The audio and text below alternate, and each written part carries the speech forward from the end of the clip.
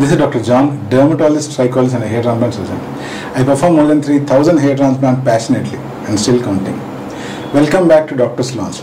Ee roju manto unnaru Dr. Ratnakar Vecham. He is orthopedic and joint replacement surgeon. He is associated with Kim Sunshine. He specializes in robotic assisted knee surgeries. Hi sir, so happy to have you. ఎప్పటి నుంచో ఈ meeting చేద్దాం అనుకున్నాను. ఈ రోజు మీ time దొరికింది.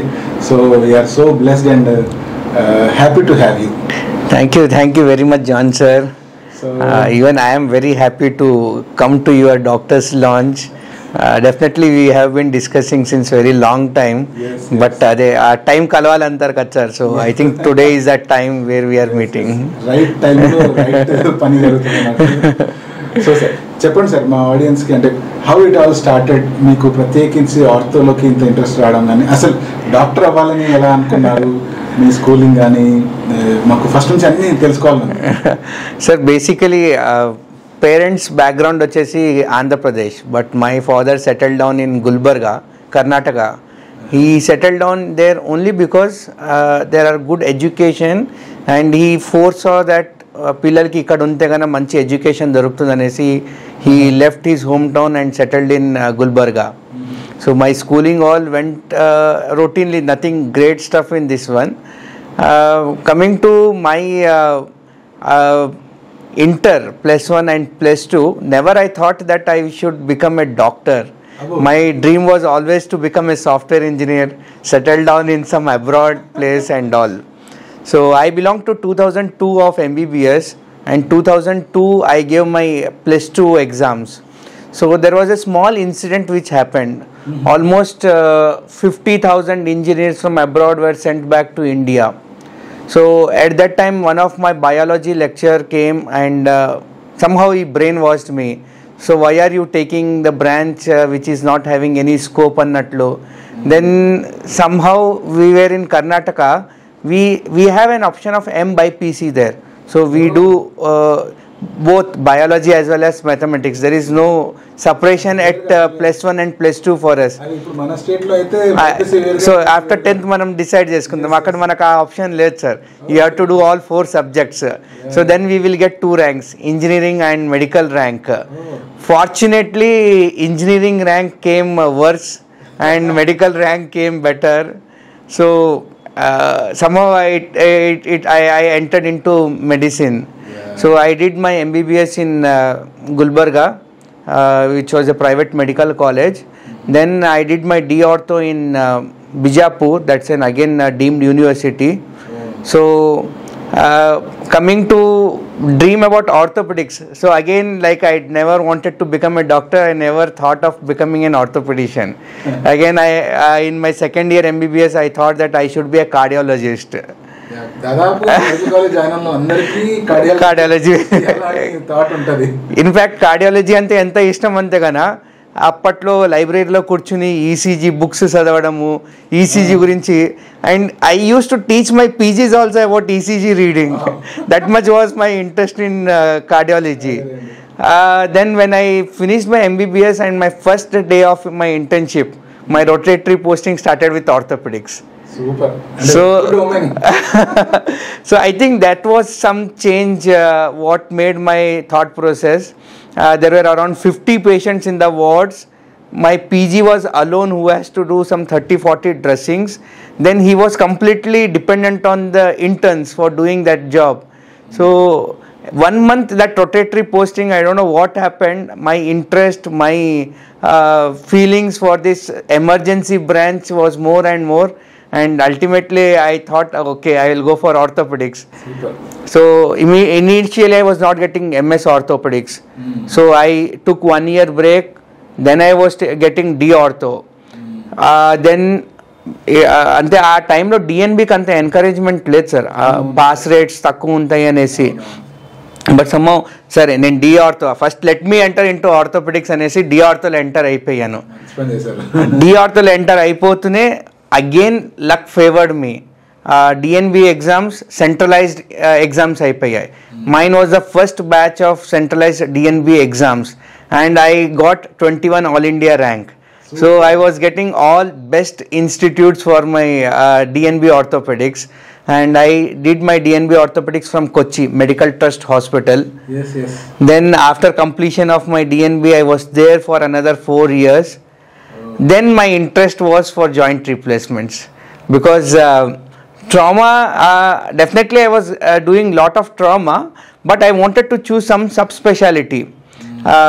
Keyhole surgeries or orthoscopic procedures somehow నాకు అంతగా ఇన్స్పైర్ అవ్వలేదు. జాయింట్ రిప్లేస్మెంట్స్కి బాగా ఇన్స్పిరేషన్ ఉంది, maybe because my mentor was UK return, he was doing very good joint replacements. So అక్కడి నుంచి I thought I will do joint replacement. అప్పుడు మీ ఇన్స్టిట్యూట్లో కూడా చేస్తుండేవాళ్ళు సార్? చేసేవాళ్ళు సార్, చాలా తక్కువ. అంటే ఇట్స్ లైక్ ఆయన వచ్చి చేసి వెళ్ళేవాడేమో. ఆయన he was there, he was settled in our own hospital, but చాలా తక్కువ ఉండేది. Then I wanted to become joint replacement surgeon. Then when I googled, the big names was Gurva Reddy sir. Yeah. So I applied for it. I got selected for this. I came joined here under him. I did my fellowship under him. Then I continued. My growth was progressive under him. So I became a registrar, junior consultant, senior consultant. Then robotics came. He encouraged us in everything. So finally now I am specialized for all sorts of robots. I do different type of robotic surgeries with different robots. Wow. I think there are very less people in the nation who can use different robots. So this is what my journey is. What a journey. Amazing journey. Thank you sir. It seems that మీకు డెస్టినీనే మిమ్మల్ని decide చేసి మీరు ఇదే చేయాలి అని అడుగడుగునా చూపిస్తున్నట్టుగా అనిపిస్తుంది. అదే సార్, నా రాత అక్కడ పైన బ్రహ్మదేవుడు రాసి ఇక్కడికి కింద పంపించాడు. Correct sir. నేను అనుకున్నది ఒకటి, జరిగిందే ఒకటి. బట్ ఒకటి అనుకున్న తర్వాత everything was like never looking back. It is going on. Like ఒక్క స్టేజ్ అయ్యాక నాకు ఆటోమేటిక్లీ దారి చూపడం అనేది జరుగుతూనే ఉంది. అది ఇంతవరకు ఎన్ని సర్జరీస్ చేసి ఉండొచ్చు sir? At least some 7,000 to 8,000 surgeries sir. What are numbers sir, amazing. మీకు మిగతా వాళ్ళందరూ అన్నం తిని నీళ్ళు తాగినట్లు మీకు సర్జరీస్ అయిపోయింటాయి. Definitely sir, great number sir. Yes sir. It actually creates more experience, more expertise, more precision, I believe. Correct sir. Moreover, nowadays మీరు robots వాడుతున్నారు కాబట్టి Yes sir. precision level ఇంకొంచెం ఇంప్రూవ్ అవుతుంది. Definitely. Though always person is needed, but still precision levels improve అవుతాయి కదా sir? Definitely sir. Sir, కామన్గా కొన్ని డౌట్లు నావి కూడా ఉన్నాయి. సో వాటితో పాటు మన ఆడియన్స్ అడిగే డౌట్స్ కూడా క్లారిఫై చేద్దాము. నాకు చిన్నప్పటి నుంచి ఉన్న డౌట్ ఏంటంటే, మామూలుగా మన సినిమా హీరోలు కానీ అందరూ ఏదైనా యుద్ధానికి కానీ ఏదో పోటీకి వెళ్ళే ముందు చేతులన్నీ ఇలా నకల్స్ ఇది చేయడము ఇలా చేస్తూ ఉంటారు. కొంతమంది ఏమో అట్లా చేయకూడదు, జాయింట్స్ వీక్ అవుతాయి అంటారు. ఇంకొంతమంది ఏమో లేదు జాయింట్స్ లూజ్ అవుతాయి, థింగ్స్ ఎఫెక్టివ్గా జరుగుతాయి అంటారు. అది వినడానికి చూడడానికి కొంచెం బాగానే ఉన్నా కూడా there is always a fear associated. అంటే దీని గురించి కొంచెం మాకు క్లారిటీ ఇవ్వండి. అవును sir, I think this is one of the biggest myth in the society, that when you break your knuckles మనకి జాయింట్స్ అరిగిపోతాయి, మన గుజ్జు డ్యామేజ్ అయిపోతుంది, ఫ్యూచర్లో మళ్ళీ మీకు స్టిఫ్నెస్ వస్తుంది. ఇదంతా this is all a myth. One good news to all audience is that you can break your knuckles. No problem with breaking your knuckles. Sure. This is a simple natural phenomenon where it is just like some suction air ball in the joint which will be created. మనం అది break చేసినప్పుడు ఆ sound create అవుతుంది. It's not because of any breaking of anything. ఆ air bubble అన్నది అక్కడ rupture అయినప్పుడు it creates that sounds. So you can do it, but దాన్నే ఒక అలవాట్లాగా చేసుకోకండి. If you have routine like you are doing in between, sometimes let it happen. There is no need to restrict it. But some people do this habitually. So I just say that just avoid it. Not that it is going to do any harm because of doing that, but అది చేయడం వల్ల కూడా మీకు వచ్చిన లాభాలు ఏం లేవు. Just try to do habitually. It is somehow oddly satisfying, sir. ఆ సౌండ్ అనుకుంటే nowadays ఎగ్జాక్ట్లీ ఈ టాపిక్ మీదనే బేస్ చేసుకొని I think there are some videos మనం కనుక చూసామంటే యూట్యూబ్లో, ప్రత్యేకించి ఒక కైరోప్రాక్టర్ కావచ్చు, లేకపోతే ఫిజియోథెరపిస్ట్ కావచ్చు, అండ్ కొంతమంది we don't know whether they have knowledge or not, మనకు తెలియదు. బట్ స్టిల్ మనం అబ్జర్వ్ చేసేది ఏంటంటే వాళ్ళు అదే పని కొన్ని పాస్చర్స్ పెట్టి సదరు క్లయింట్ కావచ్చు వాళ్ళకి వీపంతా అట్లా సౌండ్స్ పటక్ పటక్ పటక్ సౌండ్ వచ్చేలాగా చేస్తారు, ఫుల్ బెండ్ చేసేసి. అలా చేయడం వల్ల నాకు ఎన్ని వాళ్ళు మళ్ళీ టెస్ట్ మనీ ఇస్తారు. ఇలా చేయడం వల్ల నాకు సంవత్సరాల నుంచి ఉన్న పెయిన్ తగ్గిపోయింది డాక్టర్ గారు, నువ్వు తోపు తురుము అంటే నాకు అర్థం కావట్లేదు. Does it really happen? దానికి ఏమైనా సంబంధం ఉందంటారా? అంటే as an orthopaedician definitely it is very hard for me to believe that సంవత్సరాల నుంచి ఉన్న పెయిన్ ఆయన పోస్చర్ని కంప్లీట్లీ బెండ్ చేసి ఏదో కొన్ని మాన్యువర్స్ చేసి కంప్లీట్లీ జీరో పెయిన్ అయిపోయింది అని. It's very very hard to accept that one.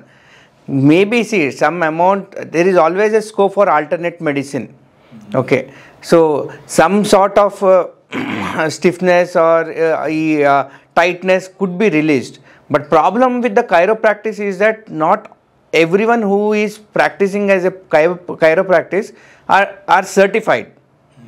So you don't know how many of them are really trained. See, like we have MBBS course, there is a course for them also. They also go through this 4 to 5 years course. Only few of them do it, and they know how to do it.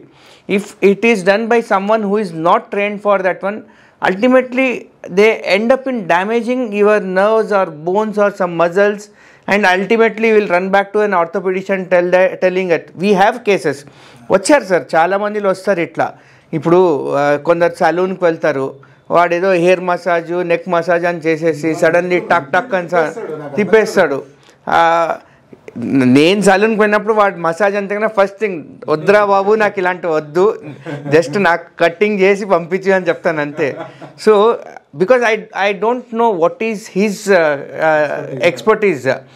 Maybe few people do it very in a right way. అలాగని generalise statement మనం చెప్పలేము, all కైరోప్రాక్టిస్ is safe అనేది మనం చెప్పలేము. If it is not done properly, it is going to damage your bones, nerves or your muscles, your sprain, everything. that will keep on progressing to one or the other problems. Correct sir. Body builders కావచ్చు, sports people కావచ్చు, వాళ్ళ మజిల్స్ని కొంచెం extra strain చేస్తారు.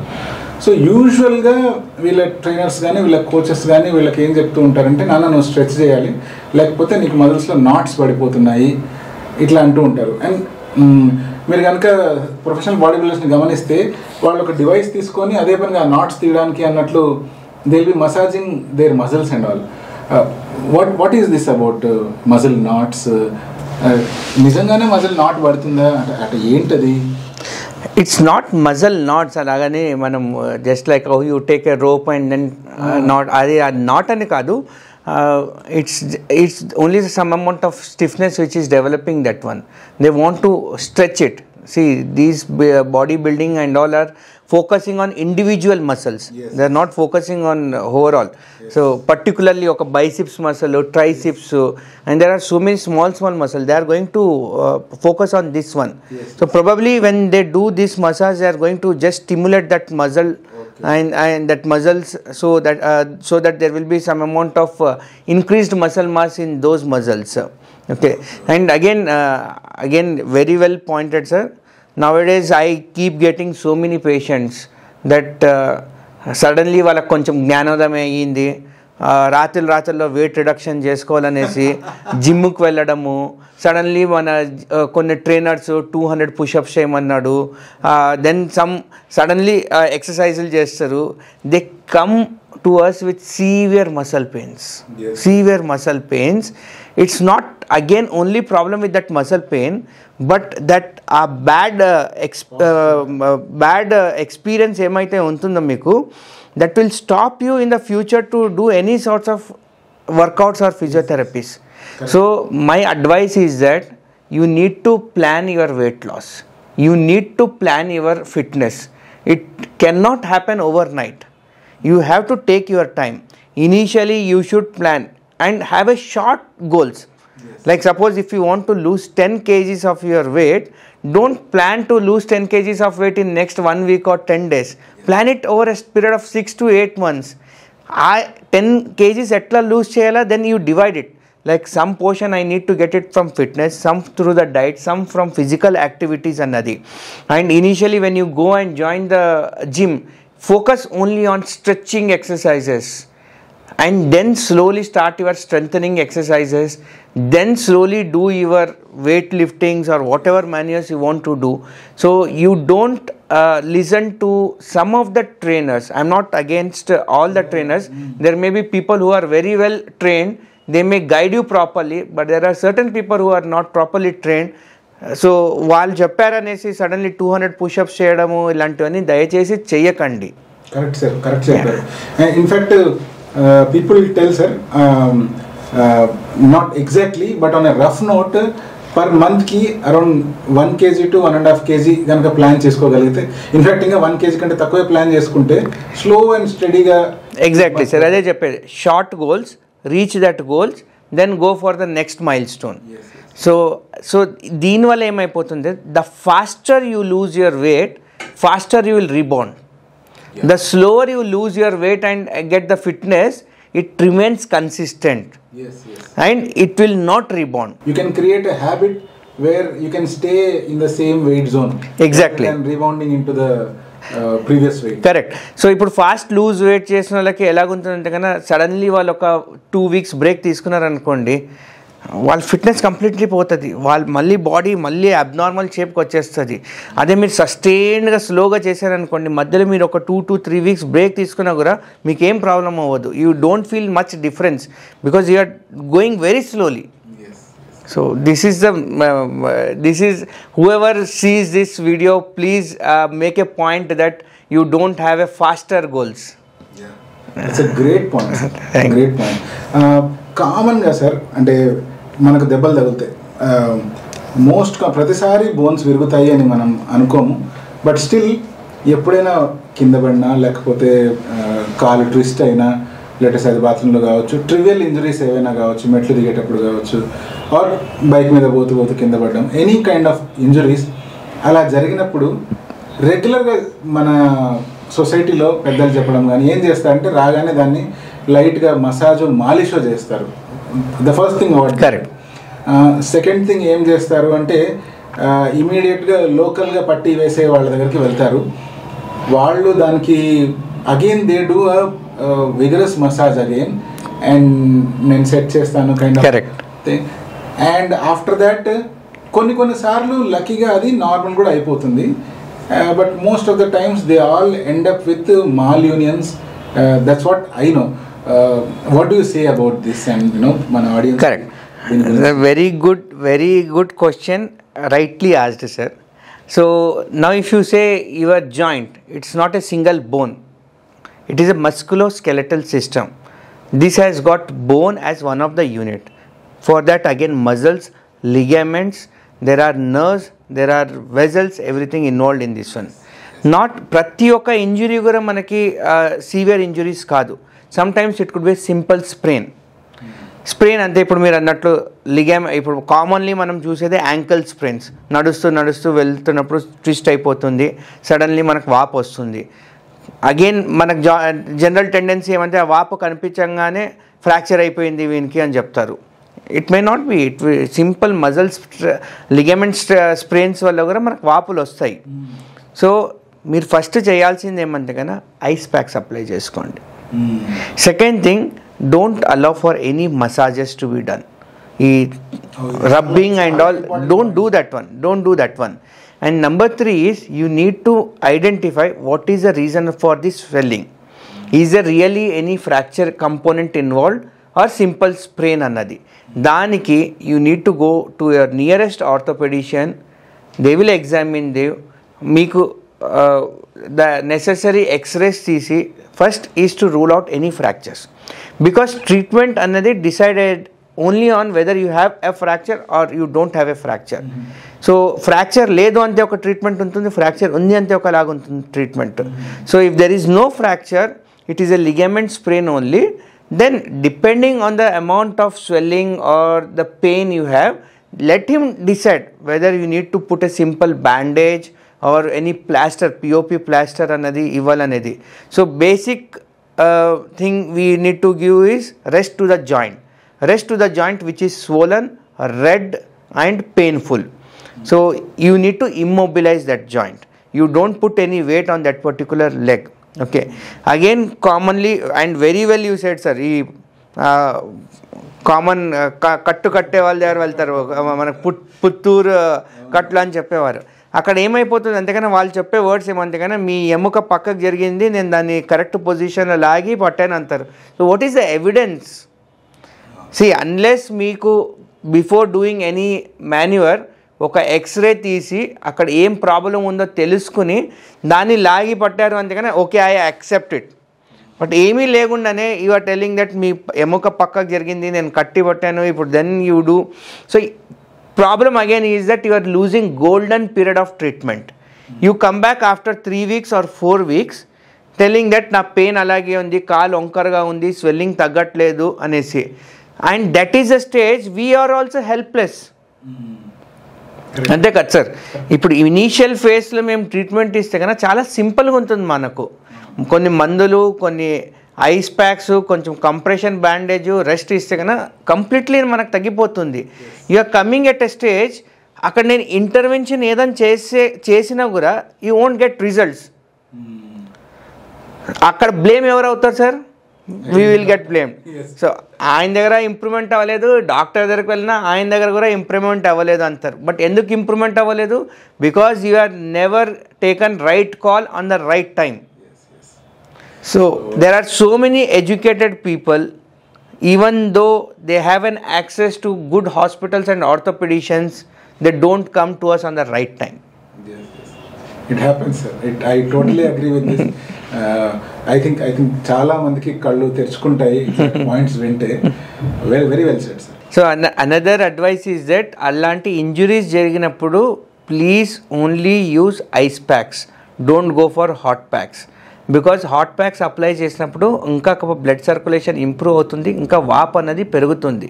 Ice packs పట్టినప్పుడు వేసో constructions అంటే blood vessels ఏదైతే ఉంటాయో it constructs it, blood flow తగ్గుతుంది, స్వెల్లింగ్ తగ్గుతుంది.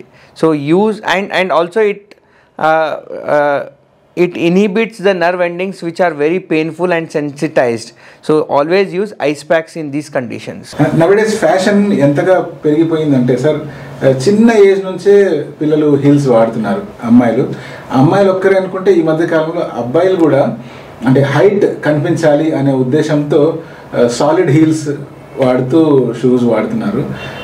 సో అసలు హీల్స్ వాడొచ్చా, వాడితే ఏ ఏజ్లో వాడచ్చు, అండ్ దానివల్ల ఒకవేళ వాడితే నష్టము అంటే ఎటువంటి నష్టాలు ఉండొచ్చు? Can you just elaborate on this? Yes sir. See sir, ఇక్కడ పాయింట్ వచ్చేసి you want to use heels occasionally or you want to use regularly. Occasionally I don't think అంత పెద్ద ప్రాబ్లం కాకపోవచ్చు, provided one condition, you are having an habit to use that high heels. Because occasionally ఎప్పుడో ఒకసారి వాడినప్పుడు they are very unstable. There are high chances that you will twist and you will injure your ankles. We have seen many number of patients coming with ankle injuries after using these high heels.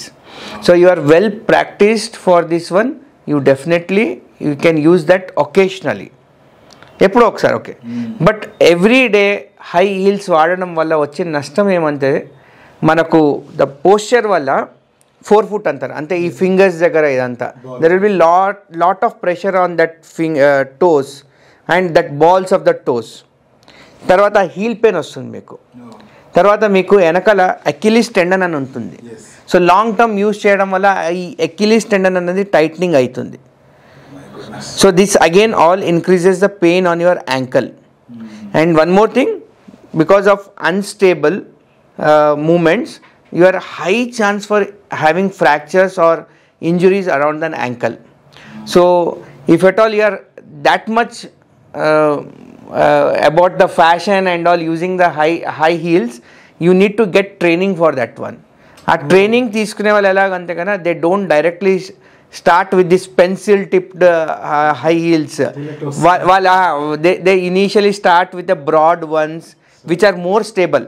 అంటే పేరు కోసమే అది high heels కనిపిస్తుంది, but they don't twist there because they give more stability. And initially they start with small heights, then they increase the height, then they reduce the breadth of that backside heel. So this is how they should get trained. So what you mean to say అంటే heels వాడారు అలవాటు లేదు అంటే మాత్రం definite గా అది నష్టాన్ని definitely sir మన ప్లాంటర్ ఆర్చ్ మీద ఎఫెక్ట్ చేస్తుంది, హీల్ మీద ఎఫెక్ట్ చేస్తుంది, టోస్ పైన మీరు చెప్తున్నట్టు టోస్ పైన. Exactly sir. కొంతమంది ఉంటారు సార్ కొంచెం హైట్ ఉంటారు, ఆడవాళ్ళు కావచ్చు మగవాళ్ళు కావచ్చు. సో ప్రత్యేకించి ఫ్రెండ్స్లో మరీ ఆడ్గా అవుట్ ఆఫ్ ద స్పేస్ కనపడకూడదు అని చెప్పి కాళ్ళకి కంప్లీట్ ఫ్లాట్స్ వాడుతూ ఉంటారు. గమనించింది ఏంటంటే ఇటువంటి వాళ్ళందరూ హీల్ పెయిన్ కంప్లైంట్ చేస్తూ ఉంటారు. వీళ్లకు మళ్ళీ యూట్యూబ్లో కావచ్చు లేకపోతే అక్కడ ఇక్కడ సలహాల ద్వారా కుషన్ చెప్పులు వేసుకుంటే ఆ నొప్పులు తగ్గిపోతాయని చెప్పి they specifically by this cushion which is available. Correct. So why అసలు హీల్ పెయిన్ ఎందుకు వస్తుంటుంది and is that gel cushion sir not all the heel pains are problematic. Okay. And not all the problematic pains are related to heels. Okay. So చాలా వరకు patients presenting with heel pain they say that morning లేవంగానే first కొన్ని అడుగులు చాలా painful ఉంటాయి, లేకపోతే నేను చాలాసేపు కూర్చున్నాక ఫస్ట్ ఫ్యూ స్టెప్స్ పెయిన్ఫుల్ ఉంటాయి, then it gets better. So nowadays most of the times we assign this to abnormal or improper usage of footwears, using very hard footwear. మీరు అన్నట్లు ఈ ఫ్లాట్ ఫుట్వేర్స్ ఏదైతే లేడీస్ వాడుతున్నారో కొందరు they are very hard sir definitely. So and apart from that not every patients is having a normal anatomy. మీరు చూస్తుంటే కనుక మనకు ఫుట్కి there is an arch called medial arch support. Some of the times ఈ arch అన్నది there is disappeared in people, that is called as pes planus or flat foot in normal. ఈ flat ఫుట్లో కూడా రెండు రకాలు ఉంటాయి, flexible flat foot and rigid flat foot అనేది. Flexible flat foot అంటే మీరు just stand on the side of the wall, మీరు హీల్ని lift చేస్తే కన్నా ఆర్చ్ క్రియేట్ అవుతుంది. So this is flexible. So these are the people will not require any sort of treatment, just some footwear modification. But those patients మీరు standing on the toes, your arch still is disappeared, it is not reappearing. It means మీకు bones లేదా problem ఉంది అక్కడ. So these are the patient who require some sort of surgical correction. And so special footwear also. So identify the problem for your heel pain first. So common areas for your heel pain are your plantar fasciitis, gastrocnemius tightness. There are many reasons for your heel pain. Identify the reasons for your heel pain, then we can think whether this soft footwear is going to help or not. So meer annatlu I have evaluated a patient, I don't find anything wrong with their musculoskeletal system, everything is fine.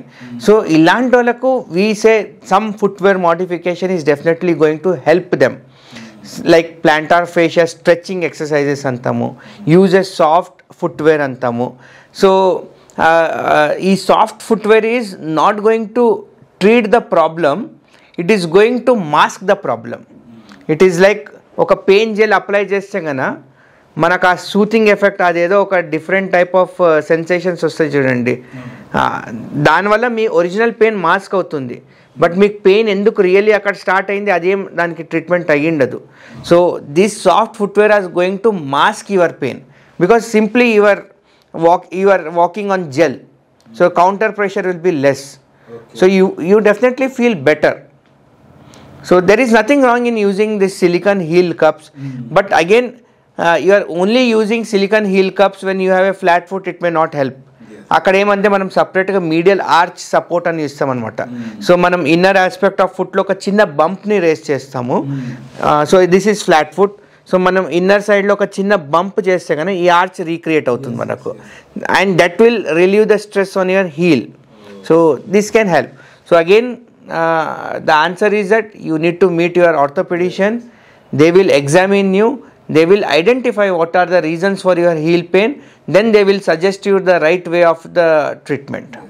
So మీరు చెప్పేదాన్ని బట్టి చూస్తే heal పెయినే కదా అని సింపుల్గా మన దగ్గర ఉండే బామ్స్ కానీ అవి అప్లై చేసి లేకపోతే కొంతమంది అదే పనిగా దాన్ని గట్టిగా ఒత్తి మసాజ్ చేసి తగ్గించుకోవాలని ట్రై చేస్తారు. But it is always better to meet orthopaedician and evaluate అసలు ఎందుకు వస్తుంది అనేది. సో మీరు అన్నట్లు nothing wrong in doing these massages or anything, but there should be some time frame how much you need to wait.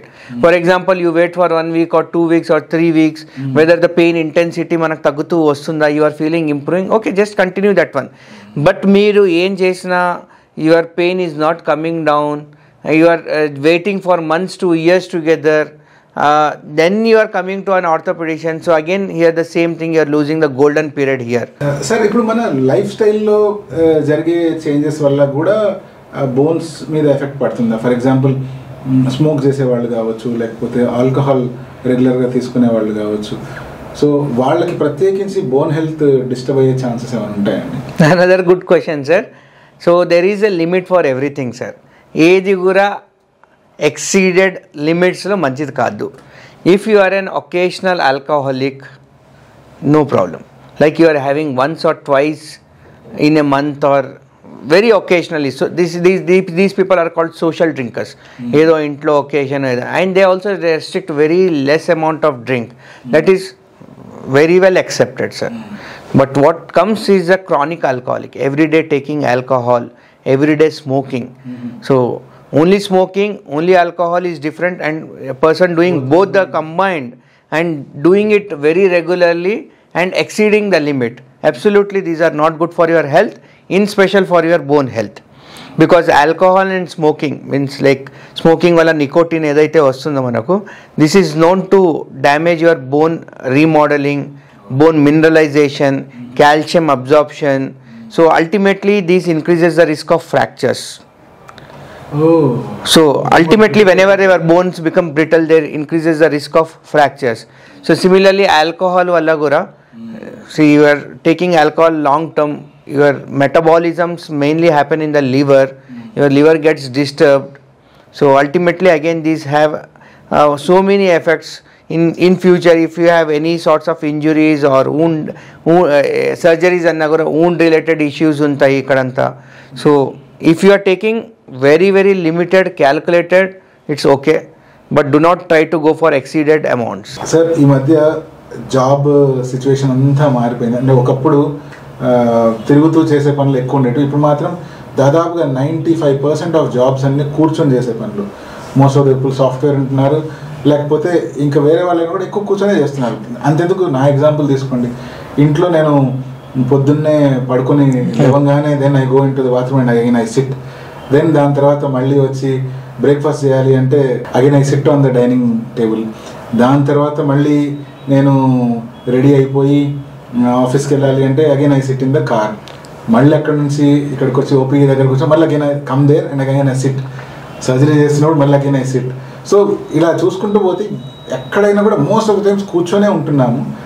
So దీనివల్ల ప్రత్యేకించి ఎటువంటి problems రావచ్చు అండ్ ఇటువంటివి రాకుండా ఉండాలంటే మోస్ట్ ఆఫ్ ద పీపుల్ ఇలా కూర్చొని చేసే వర్క్ చేసే వాళ్ళు ఎలా అవాయిడ్ చేసుకోవాలి, ఎలా బోన్ హెల్త్ కాపాడుకోవాలి? Sir, this is again a problem of generation, sir. It is about urbanization, industrialization. So మన చిన్నప్పుడు అంతా మనము స్కూల్కి వెళ్ళాలన్నా కాలేజీకి వెళ్ళాలన్నా we used to go in cycles, we used to walk certain distance, and మనమంతా ఇంటి బయటికి వెళ్ళి ఆడుకునే వాళ్ళము.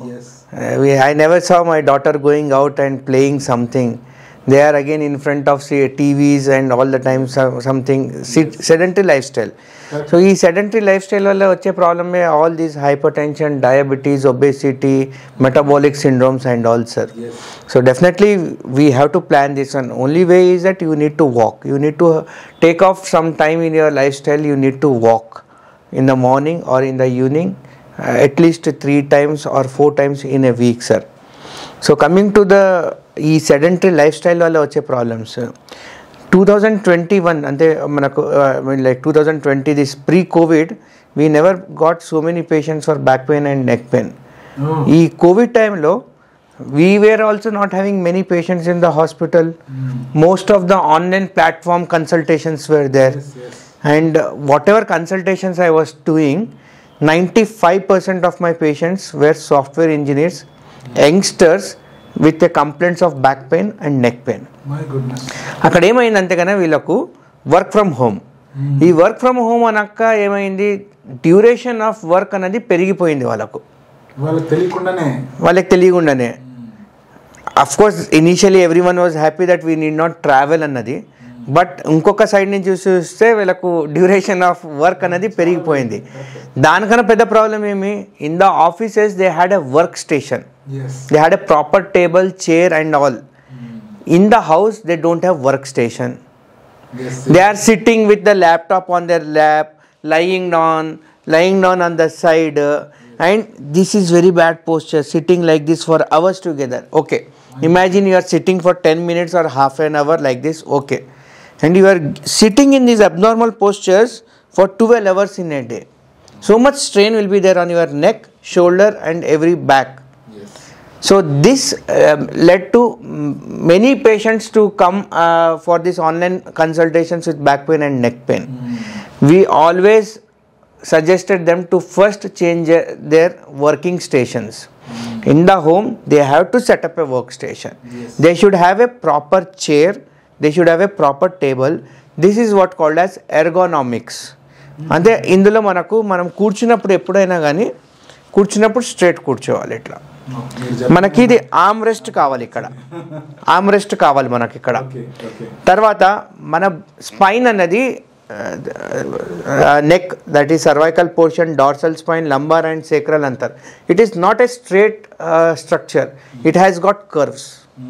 And when you sit on a straight back, this normal curvature is lost and you are making it straight. So that is not acceptable. So meer ichare ippudu ee pillow, this is very good.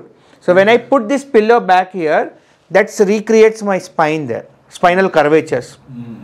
Okay, then you should use your system at the level of your eye. You need not look down like this. meer edana chesi elevate the screen level. Screen eye level lo undali. Eye level lo undali. So that when you are sitting, see happily you are sitting like this, back rest, arm rest. Ee thighs unnai chudandi, ee thighs should be parallel to the floor and the feet should be touching on the floor. So this is what is your ergonomic posture. And again, if possible, use a larger screens. You use your wireless pad or keypads, so that again you can go back at certain distance and work. So that reduces the strain on your neck as well as eye. Okay, and another suggestion is don't sit at a stretch for more than 30 minutes. In between you take at least 2 minutes break. You do some stretching exercises, you just twist your body, you look at some distance, you can sit on your table with your palm on your eyes, just close your eyes for a while and sit. It relaxes your eye muscles. Okay, so don't sit for more than 30 to 40 minutes at a stretch. Take a short break. This is a important tip I want to give to all the youngsters, all the IT people. By doing so, you need not end up coming to me again and again for your back pain or neck pain. Super sir, super tip, especially for IT generation which we have now. Yes sir. Sir, ప్రత్యేకించి bone health బాగుండాలని కొంతమంది diet follow అవుతుంటారు. అంతేకాకుండా కొంతమంది ప్రతిరోజు పప్పుల బెల్లం వేసుకున్నట్టు కాల్షియం టాబ్లెట్లు వేసుకుంటూ ఉంటారు, వైటమిన్ డి ప్రతిరోజు వేసేసుకుంటూ ఉంటారు. దానికంటే ఒక డోసేజ్ ఉంది కూడా. కొంతమంది ఏమో ఎండ వల్ల వైటమిన్ డి వస్తుందని చెప్పి పొద్దున 9 నుంచి 12 వరకు ఎండలోనే తిరుగుతూ ఉంటారు. సో ఈ కాల్షియము, ఈ వైటమిన్ డి తీసుకోవడం వల్ల బోన్ హెల్త్ ఎంతవరకు ఇంప్రూవ్ అవుతుంది, ఎంతవరకు తీసుకోవచ్చు, కొంచెం దీని గురించి క్లారిటీ ఇవ్వండి సార్. సార్ ఇప్పుడు మన చిన్నప్పుడు అగైన్ మీరు చూస్తే కన్నా మనం ఎప్పుడు వైటమిన్ డి గురించి విన్నది లేదు, అసలు లేదు. ఈ రీసెంట్ కాలంలోనే మనం అందరము వైటమిన్ డి అనేసి దానికి ఎక్కువ ఇంపార్టెన్స్ ఇస్తున్నాము. డెఫినెట్లీ వైటమిన్ డికి చాలా ఇంపార్టెన్స్ రోల్ ఉంది సార్ మన బోన్ మెటబాలిజం కానీ. బికాస్ వైటమిన్ డి అనేది కాల్షియం అబ్జార్ప్షన్ కానీ, బోన్ రీమోడలింగ్కి కానీ, తర్వాత it has many important functions other than bone. Even your sexual life, even your skin, even your hair growth, everywhere vitamin D has got very important life, very important role. Okay, so కాకపోతే ఇక్కడ మీరు అన్నట్లు there is a mean that how much vitamin D you need to have అన్నది. The simplest mean is to get your vitamin D levels tested. Vitamin D levels are less than 30 picograms or scale ఉంటుంది sir, less than 30 ఉంది అంతే కన్నా you are at insufficient levels.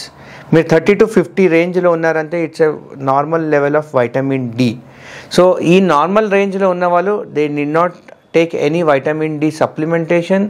There is nothing mandatory for them to go and sit in the sun sir. Okay, now దానికన్నా ముందు why we're getting so much of vitamin D deficiency? మీరు అన్నట్లు it is about your life style. మీరు అన్నారే morning లేసామా, AC ఇల్లు, AC car, AC offices, we are not getting expose to sun light. Especially if you are a vegetarians, you have no source of vitamin D in your veg foods. At least non వెజిటేరియన్స్కి కొంచెం అయితే మనకు non veg ఫుడ్లో కొంచెం vitamin D supplementation దొరుకుతుంది. So నా only what is a source for us? That sunlight. So unless you go in to sunlight there is no way you are going to get your vitamin D. So definitely nothing wrong in going and sitting in the sunlight, but again very important point is that the main vitamin D synthesis will happen in the sun rays when you sit between 8 to 11 or 12 pm. 8 am to 12 pm ఈ టైంలో there is no point in going and sitting in hot summer or hot sun afternoon in the 2 o'clock or 3 o'clock. That is in fact a very harmful rays. So it is not helpful for your vitamin D synthesis. And మీరు మనం అన్నట్లు vitamin D levels తక్కువ ఉందంటే కనుక then you need to take your vitamin D supplementation. So దానికి dosages ఉన్నాయి. There are daily prescriptions, there are weekly prescriptions. Now coming to calcium, మీరు అన్నట్లు calcium is not really required for every patient to take every day. If you have there are certain people who have some health related issues where their calcium levels are very low. Only these patients need to take calcium preparations. I think this is a very broad term. Your physicians or your orthopedicians will guide you what preparations of vitamin D or calcium to be taken and how long you need to take them. Sure sir. అంటే vitamin D calcium సొంతంగా తీసుకునే దానికంటే it is always better to consult ఒక orthopaedician or at least general physician ఎంత తీసుకోవాలి అని దాని according, అంటే డైరెక్ట్గా యాడ్లు చూసుకొని కొనుక్కొని వాడుకునే దానికంటే దిస్ ఇస్ బెటర్ అండి. Exactly sir. సార్ ఒక్క డౌట్ నేను ఎప్పటి నుంచి అడుగుదాం అనుకున్నాను. మా మదర్ అదే పనిగా నెక్ పెయిన్ వస్తుంది అని చెప్పి పిల్లో ఎప్పుడు వాడేది కాదు. కాంట్రరీగా మా డాడీ ఎప్పుడు పిల్లో వాడుతూ ఉండేటోడు. అండ్ ఇప్పుడు ఎవరు కరెక్ట్ ఎవరు కాదు ఎగ్జాక్ట్గా గెస్ చేయలేము కానీ, బట్ మీరేమంటారు? నెక్ పిల్లోస్ వాడొచ్చా వాడకూడదా? మళ్ళీ ఈ మధ్యకాలం నెక్ పిల్లోస్లో కూడా ప్రత్యేకమైన ఫోమ్, ఎర్గోనామిక్ అన్ని ఏదో కొత్త వస్తున్నాయి. కొంచెం లైట్ త్రో చేయండి సార్ దీని మీద. సో అగైన్ మీకు చెప్పాను కదా సార్, ఇప్పుడు మన స్పైన్ అన్నది it's not a straight structure, it has got curve. ఇప్పుడు మీరు నెక్ పార్ట్ సైడ్ నుంచి చూస్తే కానీ it is bent like this inner side. Okay, so what happens it మనం ఎక్కువ థిక్ పిల్లో వాడామనుకోండి, your spine will flex forwards. So that posture is not correct. Okay, మనం అసలు పిల్లో వాడలేదు అనుకోండి, it will go like this back. So that is also not advisable. My suggestion is use a thin and a soft pillow. It should be very thin. Sometimes even I advise you can fold a towel or a small blanket and keep it here. So that is what is recommended, sir. Yeah. So even using a bulky pillow is not recommended. Yes. Using a small pillow, no pillow is also not recommended. Okay. ఈ మధ్య ప్రత్యేకించి sleep science మీద I think $1 billion industry start అయిపోయింది. Yes sir. They have created special foam beds, special foam pillows. ఎలా పడుకోవాలి and all. So I think ఈ topic start చేసామంటే దీనికి ఒక పెద్ద ఎపిసోడ్ అవుతుంది. బట్ మీరు చెప్పినట్లు పడుకునేటప్పుడు ఒక సింపుల్ కొంచెం పల్చని పిల్లోస్ వాడడం చాలా ఎగ్జాక్ట్లీ మనం మన నెక్ ఉన్న నార్మల్ కర్వేచర్ని మెయింటైన్ చేసుకోవాలి. Correct sir. ఇప్పుడు మనము ఫర్నిచర్ వాళ్ళైతే కానీ ఆర్థో పిల్లో, ఆర్థో బెడ్లు అనేసి వాళ్ళు జనాల్ని దోచేసుకుంటున్నారు సార్. నాకు ఇప్పటికీ కూడా తెలీదు ఏ ఆర్థో బుక్స్లో రికమెండెడ్ ఉంది ఇలాంటి బెడ్ వాడాలా, ఇలాంటి pillow. There is nothing sir. They are just making name money in ortho name అంతే sir. Only simple thing is that not every one will be happy with a very soft beds. Not everyone will be happy with the hard bed. You need to see which suits to you. కొందరు చూసే ఉంటారు మన పెద్దవాళ్ళు, వాళ్ళు back pain ఉందనేసి వాళ్ళు కింద directly నేలపైన పడుకుంటారు. They say that I'm comfortable, నా పెయిన్ తగ్గిపోయింది. ఇంకొందరు అంటారు నాకు హార్డ్ బెడ్ వల్ల పెయిన్ ఎక్కువ అయ్యింది, నాకు సాఫ్ట్ బెడ్ అనేసి. So every body is different. You need to see and observe which suits you, which doesn't suits you, and make your own protocol. There is no orthopedician who is going to give you మీరు ఇదే వాడండి, ఇంత thickness వాడండి, ఈ memory film వాడండి, ఈ కంపెనీది వాడండి. We are not going to give any suggestions. Ultimately, but there are certain tips like when you want to sleep. So first you should lie on the side position, sir. Then tarvata then you turn to straight. That reduces the strain on your back. Okay na. And when you are sleeping straight, మీ ఈ రెండు cough muscles కింద ఒక thin pillow పట్టుకోండి. That relaxes against the lumbar muscles. Okay na. And when you want to get up, don't get up directly like this. You have to turn on one side and then you get up. Okay. And whether it is a soft or a hard bed doesn't matter. Make sure that it is irregular ఉండద్దు sir. So it is very old one, ఒక side hard, ఒక side soft, ఒక side depression ఉంది, అలాగ ఉండద్దు. Just see these things ఈవెన్గా ఉంది కదా సరిపోతుంది సార్. మొత్తం కంప్లీట్ ఫోమ్ ఉండకూడదు, అట్లానే కంప్లీట్ కాయర్ కాకుండా కొంతమంది only spring again same let's not discuss on that one, sir, because it's nowhere recommended. For some people it suits, some people it doesn't suit. మనం చూసుకుందాం అంతే సార్. బట్ ఈ precautions మాత్రం when you want to get up, when you want to lie down, you take these precautions. That is very important, sir. Great info, sir. Thank you, sir. మనం గమనిస్తూనే ఉంటాం sir, ఈ మధ్య కాలంలో చిన్న age నుంచే మోకాళ్ళ నొప్పులు స్టార్ట్ అయ్యాయని, మెట్లు ఎక్కేటప్పుడు కొంచెం స్ట్రెయిన్ అయిపోతూ సపోర్ట్ తీసుకొని ఎక్కుతూ ఉంటారు. ఏజ్ పెద్దగైన వాళ్ళకైతే అది మ్యాండేటరీ అయిపోయింది. అంటే నీ పెయిన్స్ రాలేదు అంటే వాళ్ళు ఏజ్ అవ్వలేదు అన్నట్లు, అంటే ageing knee pain hand to hand నడుస్తున్నట్లు అనిపిస్తుంది. సో ఎందుకంటారు సడన్గా నీ పెయిన్స్ అందరికీ పెరగడము? ఇలా సరే పెరిగింది ఒక ఎత్తు అయితే, కొంతమంది ఏమో బాగా రన్నింగ్ చేస్తే ఇవి తగ్గిపోతాయి అంటారు, ఇంకొంతమంది ఏమో అస్సలు చేయకూడదు అంటారు. ఇంకా పెద్దవాళ్ళు కొంతమంది ఏమో మీరు రోజు ఇంట్లో మెట్లు పైకి ఎక్కి దిగినారంటే ఆ నీ పెయిన్లు ఆటోమేటిక్గా పోతాయి, మీరు లిఫ్ట్లు వాడుతున్నారు కాబట్టి మీకు నీ పెయిన్ వస్తున్నాయి అంటారు. అంటే లాట్ ఆఫ్ డైలమా అది ఈ నీ పెయిన్ చుట్టూ ఉంది. కొంచెం ఈ ఎందుకు వస్తుంది, కొంచెం క్లారిటీ ఇవ్వండి sir. Yes sir. So knee pains again it is a very broad terminology sir. కొన్ని టైం మనకు కారణాలు ఉన్నాయి అక్కడ నీ పెయిన్ రావడానికి. Like they could have by meniscal tears అని ఉంటాయి, మనకి ఫోకల్ కార్టిలేజ్ డ్యామేజెస్ ఉంటాయి అక్కడ. అంటే మనకు అక్కడక్కడ మాత్రమే గుడ్ డ్యామేజ్ అవ్వడం అనేది జరుగుతుంది. కొన్ని స్పోర్ట్స్ రిలేటెడ్ ఉంటాయి, కొన్ని like there are so many reasons for the knee pain. Not all the knee pains are same sir. ఓకేనా. మీరు అన్నట్లు ఈ కాలంలో నీ పెయిన్స్ అన్నది చాలా యంగ్స్టర్స్లో చూస్తున్నాం. Some 12 to 14 years back when I was starting my practice, most of my patients with knee pain were like 60 cross అయినలో, లేకపోతే కదా very rarely we use to see 50sలో లేకపోతే 55sలో.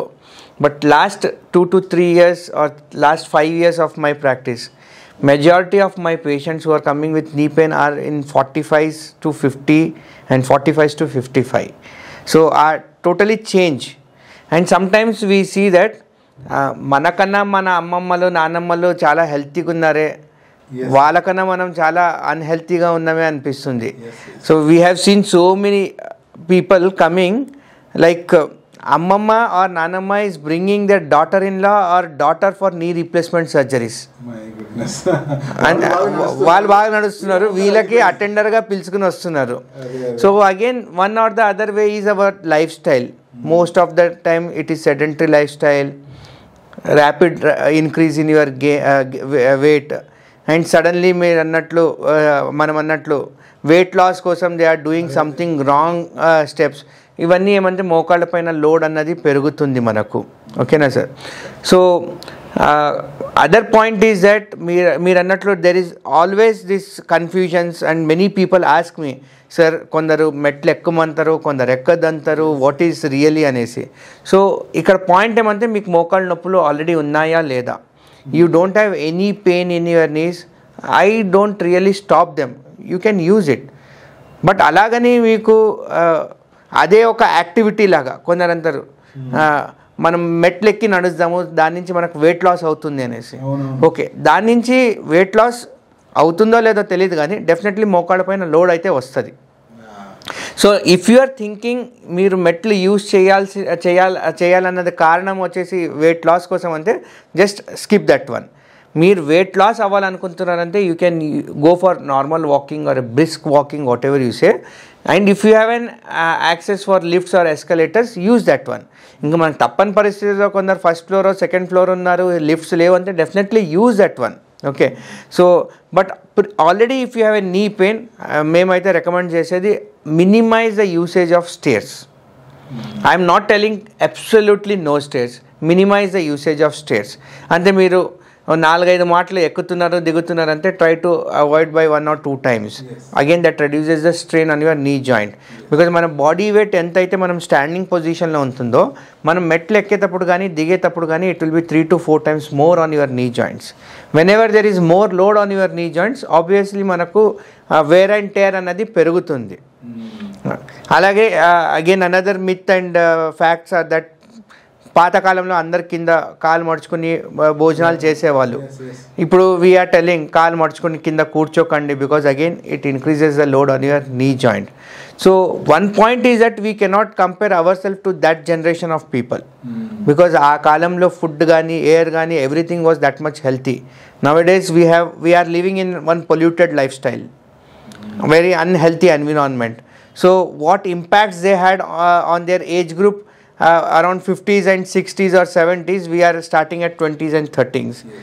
We never heard about a people dying of heart attack at 10 years or 15 years in our childhood. Yeah. Now we see so many people going off without no reason, suddenly incidents happening. Yeah. So it's all something related to your lifestyle. So this lifestyle is again depending on your healthy food, healthy environment, healthy physical activities, and you also work-life balance. You need to have each and everything to reduce all these problems. Sir, ఇప్పుడు మోకాళ్ళ నొప్పులు ఎలా వస్తాయి ఏంటి బాగానే explain చేశారు. మోకాళ్ళ నొప్పులు వచ్చినప్పుడు ఏం చేయాలి సార్? ప్రత్యేకించి ఏమైనా మెథడ్స్ ఉన్నాయి నొప్పులు తగ్గించుకోవడానికి? ఫస్ట్ ఇంపార్టెంట్ థింగ్ సార్ మనకు తెలుసుకోవాల్సింది ఈ మోకాళ్ళ నొప్పులు ఎన్ని రోజుల నుంచి ఉన్నాయి, in what age group you are having, ఎలాగ స్టార్ట్ అయ్యాయి, ఎలాగ ప్రోగ్రెస్ అవుతుంది పెయిన్ అన్నది. దీని తర్వాత we have to identify the reason for your knee pain.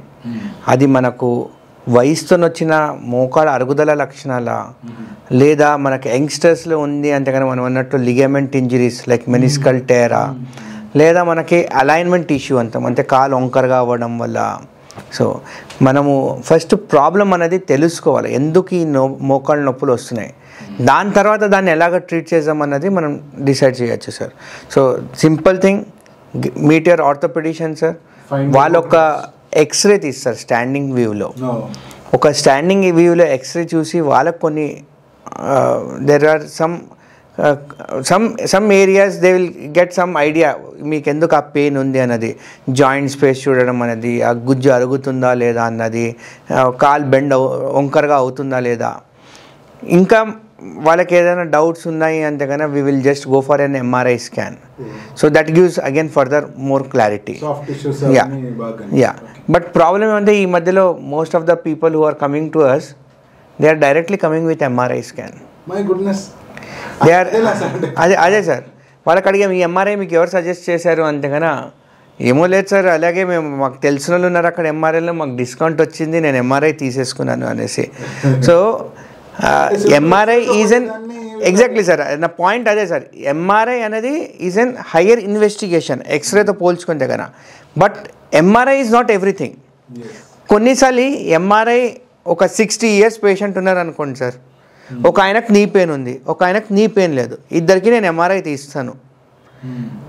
మీరు సింపుల్గా ఒక 10 ఏళ్ళు కార్ నడిపారు sir, perfectly functioning car sir మీది, ఏమీ ప్రాబ్లం లేదు.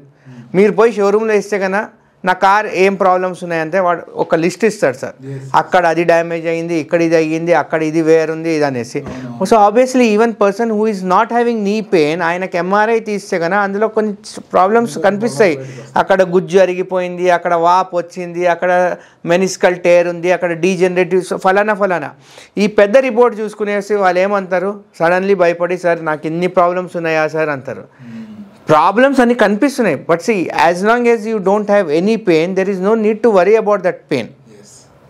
సో మీరు అన్నట్టు సింపుల్గా ఒక ఎక్స్రే స్టాండింగ్ పొజిషన్లో మనం ఎక్స్రే తీస్తే మనకు ఎగ్జాక్ట్లీ మనకు మోకాళ్ళు అరుగుతున్నాయా లేదా అన్నది ఒక క్లారిటీ తెలుస్తుంది.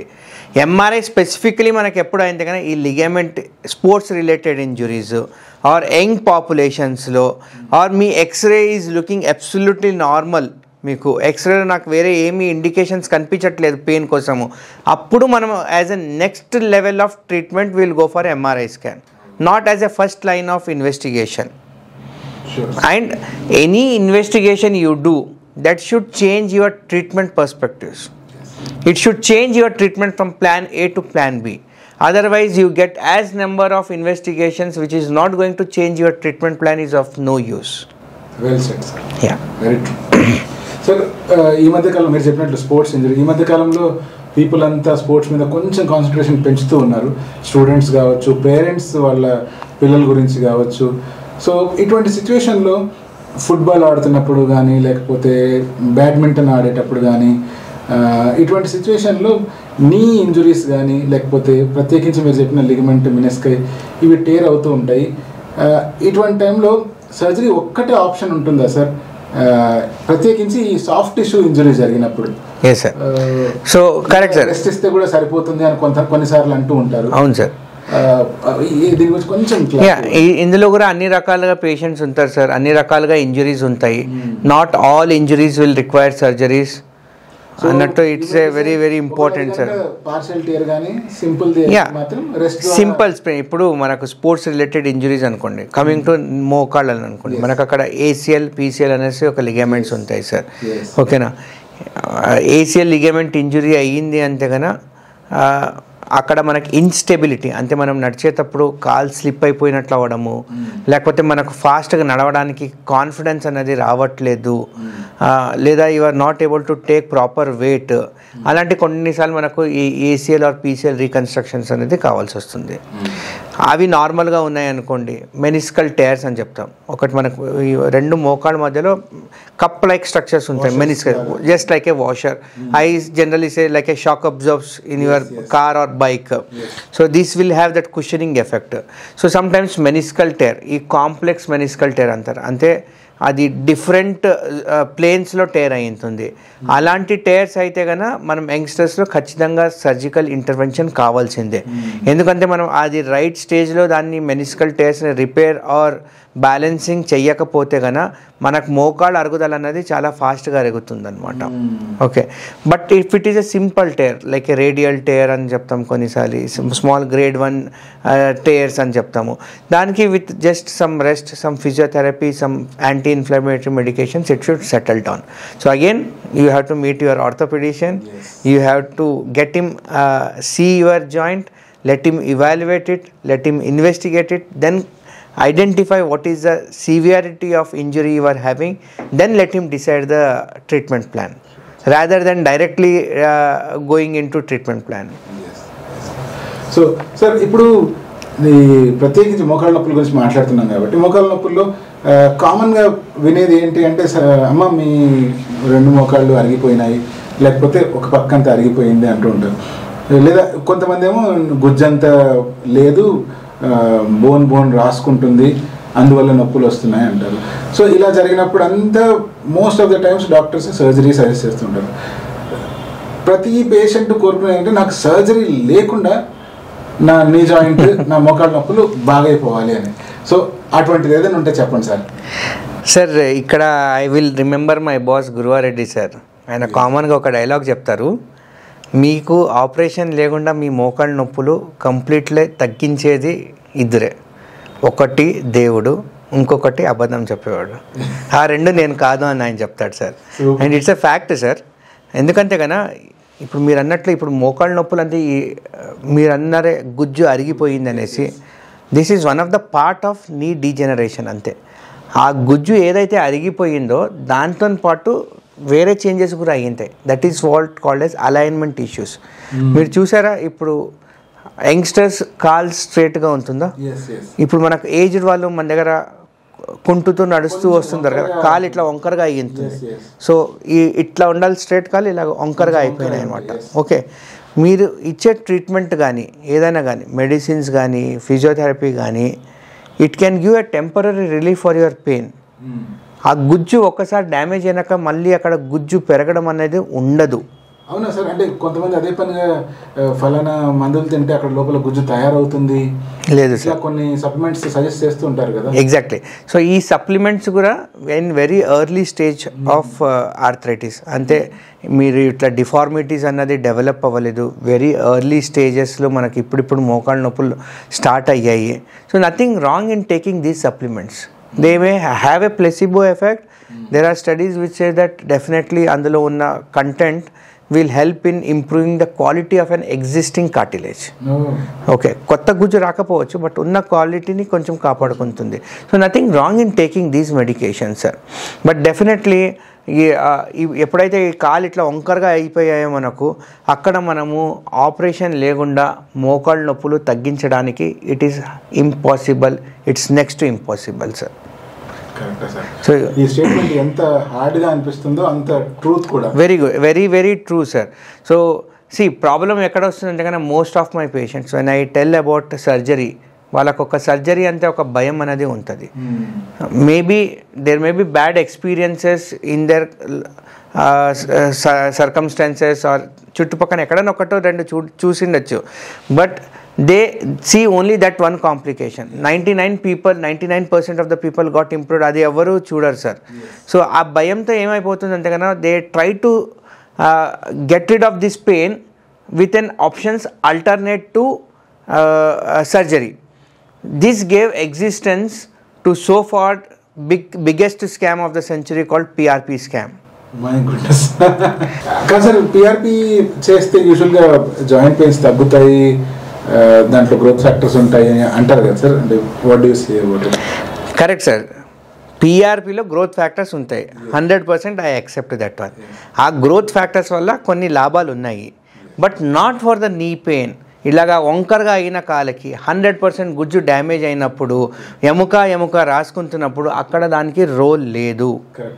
So if you see your normal knee joint sir, మన నార్మల్ మోకాళ్ళు ఇలాగ ఉంటుంది అనమాట. సో ఇక్కడ మీరు చూస్తుంటే కన్నా ఇది మనకు మోకాళ్ళ joint. This is what your cartilage sir.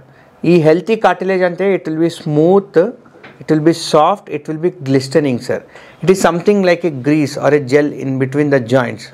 Okay, so దీనివల్ల ఈ స్మూత్నెస్ వల్ల ఈ థిక్నెస్ వల్ల ఏమంటే when you do your movements there will be lubrication చాలా బాగుంటుంది, ఫ్రిక్షన్ అన్నది ఉండదు టూ బోన్స్ మధ్యలో.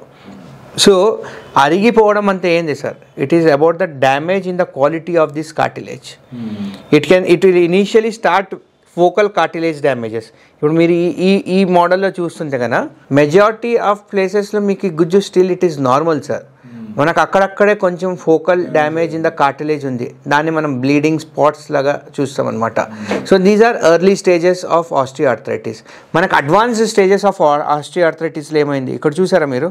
వెరీ ఒకేషనల్ ప్లేసెస్ మనకి గుజ్జు కనిపిస్తుంది, మ్యాక్సిమం ప్లేసెస్లో మనకి గుజ్జు కంప్లీట్లీ డ్యామేజ్ అయ్యి మీకు ఈ బ్రౌన్ కలర్లో ఉన్నదంతా బోన్ అనమాట. ఈ బోన్ ఎక్స్పోజ్ అయిపోయింది, బోన్ ఎక్స్పోజ్ అవుతుంది. సో అక్కడ ఏమైపోతుంది మనకు ఇప్పుడు మనకు గుజ్జు ఉన్నప్పుడు ఏమైపోతుంది, గ్యాప్ ఉంటుంది మనకి కుషనింగ్ ఉంటుంది. గుజ్జు అరిగిపోయినప్పుడు ఏమైపోతుంది, డైరెక్ట్లీ ఎముక రాసుకుంటుంది. మరి ఎప్పుడైతే మీరు మూమెంట్స్ చేస్తారో there is friction between bone to bone. whenever there is a friction there will be some bleeding in the joint. దానివల్లనే మన కాలు బరువుగా అవ్వడము, వేడిగా అవ్వడము ఇవన్నీ జరుగుతుంది అనమాట. అదే కొంచెం రేడియేటింగ్ పెయిన్స్ అనేది ఉంటుంది. సో దీంతో పాటు మనం ఇప్పుడు ఇక్కడ చూసామనుకోండి, ఇప్పుడు ఇది నార్మల్ నీ జాయింట్ కదా మనకు. ఇప్పుడు మనకు ఈ గ్యాప్ అన్నది సమానంగా ఉంది రెండు వైపున మనకు. సో మనం నిల్చున్నప్పుడు మన కాలు కంప్లీట్లీ స్ట్రైట్ ఉంది. ఓకే, మనకి ఇప్పుడు ఇమాజిన్ ఒక సైడ్ గుజ్జు కంప్లీట్లీ అరిగిపోయింది, ఇక్కడ మనకు రెండు ఎముకలు దగ్గరకు వస్తున్నాయి. ఇప్పుడు ఏమైపోతుంది, మన కాలు వంకరగా అవుతుంది. ఓకే, దీన్నే మనం అలైన్మెంట్ ఇష్యూస్ అంటాం అనమాట. మనకు హిప్ నీ యాంకల్ యాక్సిస్ అని చెప్తాం అనమాట. ఈ అలైన్మెంట్ అనేది డ్యామేజ్ అయ్యింది. సో ఎప్పుడైతే మీకు కాలు ఇట్లా వంకరగా అయ్యాయో, అలైన్మెంట్ ఇష్యూస్ వచ్చాయో, హౌ డూ యూ థింక్ మనం ఒక పిఆర్పి ఇవ్వడం వల్ల ఈ అలైన్మెంట్ వాపస్ ఎట్లా వస్తుంది సార్ మనకు? ఫిజికల్ అలైన్మెంట్ మళ్ళీ రావడం never.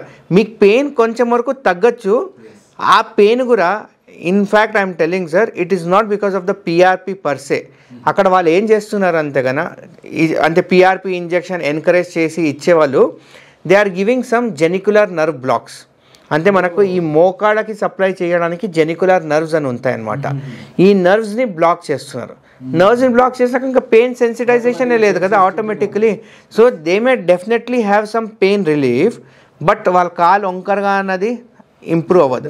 And sometimes this pain relief is only a temporary. They may have 1 month or 6 weeks relief, but on a long run they are not going to have this complete permanent relief.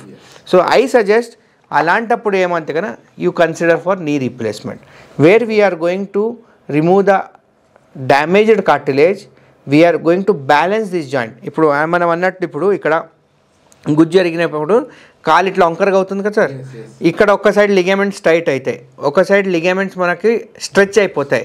So there is an imbalance between hour ligaments. So మనం నీ replacement surgery అనేది it is involving 2 parts. ఒకటి soft tissue procedure, ఇంకొకటి bone cuts అన్నది, అంటే ఎముకను cut చేయడం. So మనం రెండింటిని బ్యాలెన్స్ చేస్తాం. ఇక్కడ మనం లూజ్ ఎక్కడైతే ఉందో దాని ఏరియాలో టైట్నెస్ క్రియేట్ చేస్తాము, ఎక్కడైతే టైట్నెస్ ఉందో అక్కడ లూజ్ చేస్తాము. ఈ అరిగిపోయిన గుజ్జు కంప్లీట్లీ మనం ఈ షేప్ మ్యాచింగ్ లాగా చేస్తాం. ఈ మెటాలిక్ కంపోనెంట్స్ ఏమున్నాయి కదా దానిలాగా మ్యాచింగ్ చేసేసి we will replace this one. ఇది చేయడం వల్ల your alignment is going to get corrected. మీ కాలు ఏదైతే వంకరగా ఉందో అది స్ట్రేట్ అవుతుంది. That is how your quality of life improves.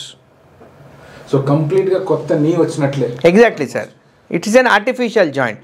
Of course, it is not a God-made joint, but it can go closer to the God-made joint. Most of the works practical purposes ki saripotundi. Exactly, sir. You will be able to do every of your activities, your walking style, your day-to-day routine activities, your using stairs, everything will improve, sir. See, I commonly say knee replacement surgery is a lifestyle changing surgery. We consider replacements not to make the patient run or participate in some athletics. We make them more independent. We don't want them to be dependent on someone. మీరు ఇంత మోకాళ్ళ నొప్పులు ఇన్న వంకరగా ఉన్నప్పుడు మీరు operation చేయించుకోకపోతే ఏమవుతుంది, రేపు రాను బాత్రూమ్కి కూడా వెళ్ళని పరిస్థితి వస్తుంది. Dependent. When you become more and more dependent, your health gets disturb. All your pre-existing conditions worsen. So once you give back this mobility to your joint, then you will be more independent. Your quality of life improves. Your pre-existing comorbidities, sugar gani, thyroid gani, BP gani, everything gets under control. Once this is get, your longevity of life will be improving. So this is the advantage of your knee replacement surgeries.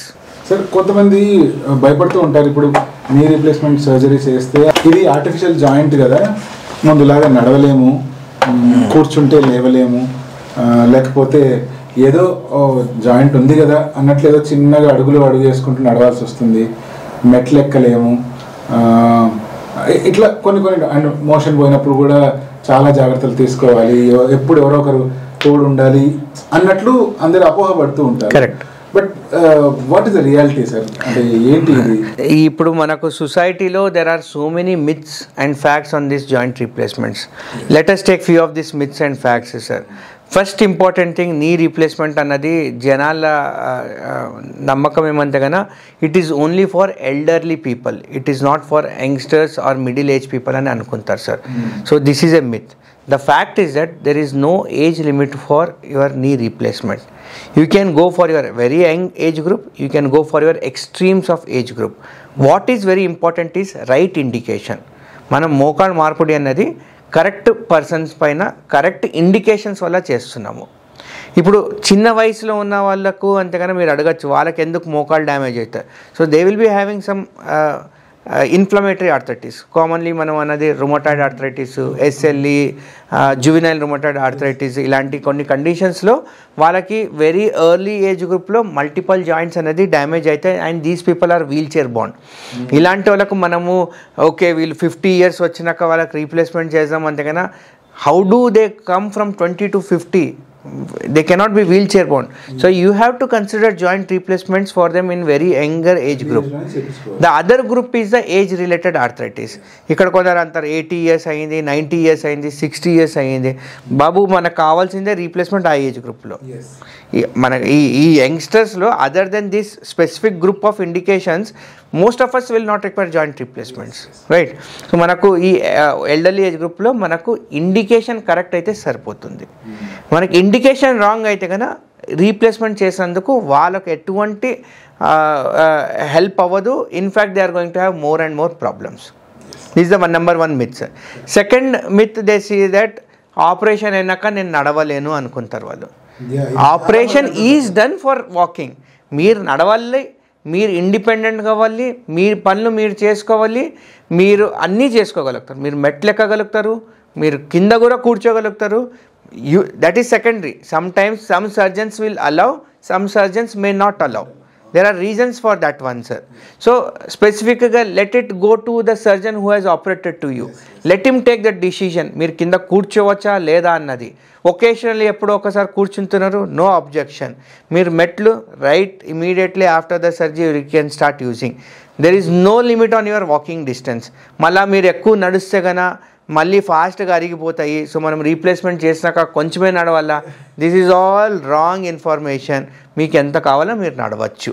ఇది కూడా అంటారు sir. ఇప్పుడు exactly sir, నేను రోజుకి ఇన్ని steps నడవాలి, పొరపాటున ఎక్కువ నడిస్తే అది అరిగిపోద్ది, అది అరిగిపోతే మళ్ళీ నేను రీప్లేస్మెంట్ చేసుకోవాల్సి వస్తుంది.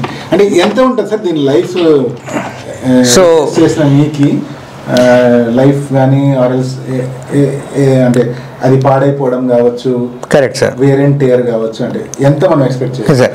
సో అగైన్ ఇక్కడ మీరు చూస్తే కదా సార్, ఈ నీ రీప్లేస్మెంట్ మోడల్ చూస్తే కనుక మనకి పైన కింద మెటల్ ఉంటుంది, మధ్యలో ఒక ప్లాస్టిక్ ముక్క ఉంటుంది. This is the plastic. ఎందుకు మనం కంప్లీట్లీ మెటల్ ఇస్తే కనుక మనం ఫ్లెక్సిబిలిటీ ఇవ్వలేము కదా సార్. అందుకని మనకి మధ్యలో ప్లాస్టిక్ మటీరియల్ ఉంటుంది. Plastic is not plastic what we speak. This is called as polyethylene. This is very very high quality polyethylene. It is not going to wear. అంటే ఇది ఫాస్ట్గా అరగదు, మనం మోకాడు గుజ్జు అరిగినట్లు ఫాస్ట్గా అరగదు, ఓకే. బట్ స్టిల్ మనకి కొన్ని యాక్టివిటీస్ చేయడం వల్ల ఈ ప్లాస్టిక్ పైన లోడ్ ఉంటుంది ఈ దీనిపైన. నా imagine this is in my standing position, మీరు సిట్టింగ్ పొజిషన్ సార్ ఇది మన మోకాళ్ళు. అదే నేను ఇండియన్ టాయిలెట్ యూజ్ చేశానండి, that is squatting position, okay. ఇక్కడ ఏమైపోతుంది మనకు, the entire load is focused on just single point of plastic. So అప్పుడు దానిపైన ఎక్కువ వేర్ అండ్ టేర్ ఉంటుంది అనమాట, ఓకేనా. And when we are sitting down, అంటే కాలు మడిచి కూర్చున్నప్పుడు, see these are the twisting forces it is going to take like this. So obviously మన ఆ ప్లాస్టిక్ పైన కొంచెం లోడ్ వస్తుంది. మీరు అన్నట్లు మీరు ఎక్కువ నడిస్తే, ఎక్కువ మెట్లు ఎక్కితే కన్నా నెక్స్ట్ 10 daysలో కానీ 15 daysలో అరిగిపో. ఈ పాలీ అనేది వేర్ అయ్యేది 0.1 millimeter per year. Imagine that is too slow, okay na. But other than that, if the surgery is well done, there is no problem. Sometimes if that surgery is not done properly, okay, అప్పుడు ఏమైపోతుంది, ఆ plastic పైన load ఎక్కువ పడుతుంది. So these are exceptional cases. Why should we think about all those things? Yeah, we should be very positive in this one. So longevity of the implant again depends on so many factors.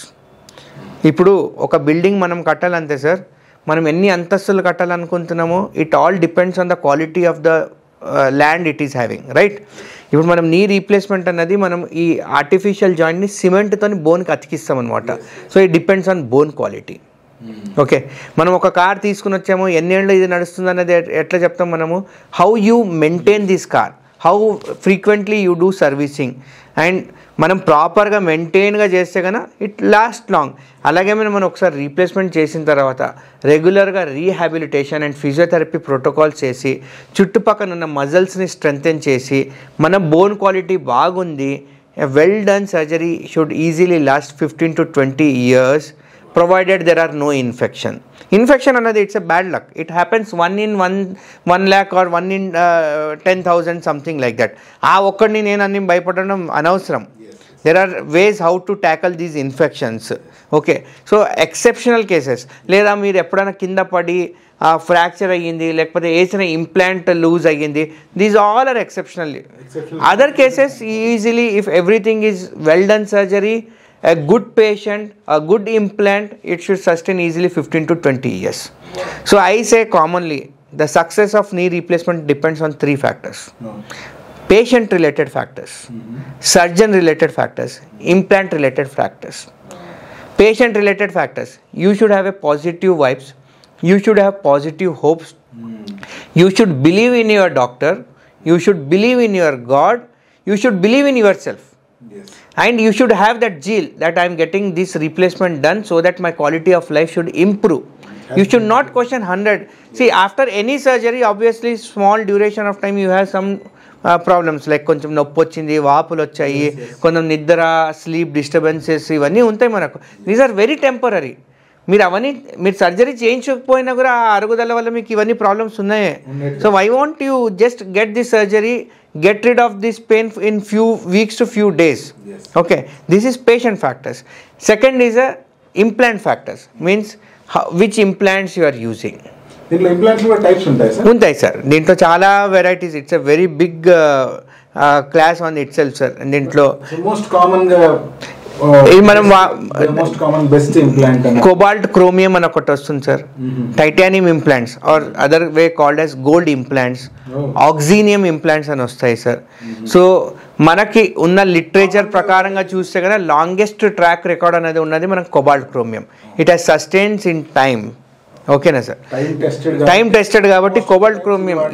Yes it is like sir, ఇప్పుడు మీ చేతికి iPhone, Android phone ఇస్తే ఏది better అంతేగానే ఏం చెప్తారు? Some people may tell iPhone is best, some people may tell Android is best for me.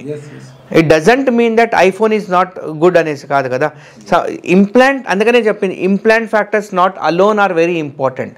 Implant has got a role, but ఒక మంచిగా సర్జరీ చేసాము, మంచి ఇంప్లాంట్ వాడాము, మంచి పేషెంట్ కాకపోతే రిజల్ట్స్ బాగుండవు.